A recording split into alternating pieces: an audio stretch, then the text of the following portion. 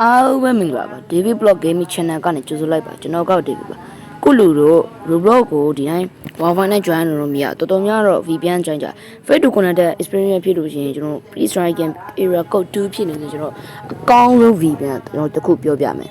Potato VPN နဲ့မဟုတ်ပါဘူး Potato VPN တားကောင်းတယ်ကျွန်တော်ပြမယ်အဲဆိုကျွန်တော် Google Play Store ကိုတွားမယ်တွားပြီးကျွန်တော် LVCHA VPN လို့ကျွန်တော်ရရှာကြည့်လိုက်မယ်ဒီ VPN เนี่ยလူတီးတယ်နည်းနည်းရှားပိုတက်တော့ VPN တော်တော်များတော့ကြတယ်ခုကျွန်တော်ပြောနေတဲ့ထဲမှာ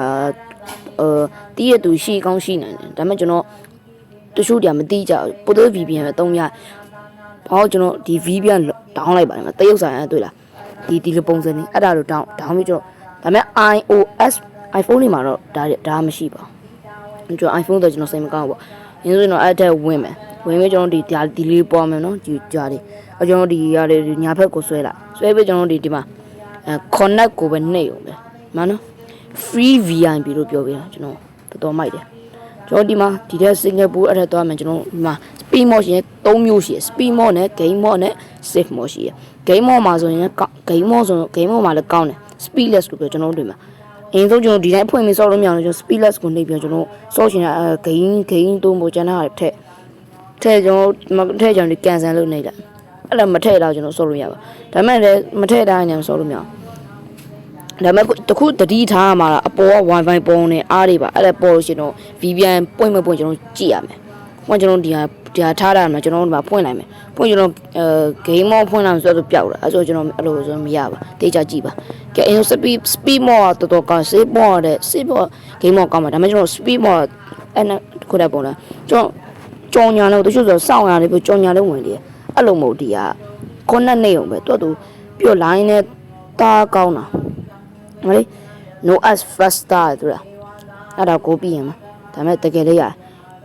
အဲ့ဒါလေးကျွန်တော် down ကျွန်တော်အကြံပေးခြင်းပါiPhone သမိုင်းတော့ကတော့မရှိဘူးဒါမဲ့ဟိုတန်းမှာတော့ရှိပါတယ်ဘယ်လိုပြောမလဲဒီ Android phone တွေမှာတော့ Google Play Store မှာ down လို့ရပါတယ်ခင်ဗျကဲဆုံးကျွန်တော်တို့တွေကျွန်တော်တခုပြောပြအောင်မယ်တကယ် Roblox က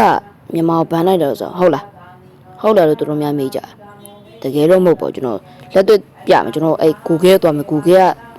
ကတကယ်မှန်တယ်ကျွန်တော်ပြဒီမှာတော့ကျွန်တော် Roblox ban မြန်မာကိုကျွန်တော်ရိုက်ရှာရတော့မှာ not officially and permanently ban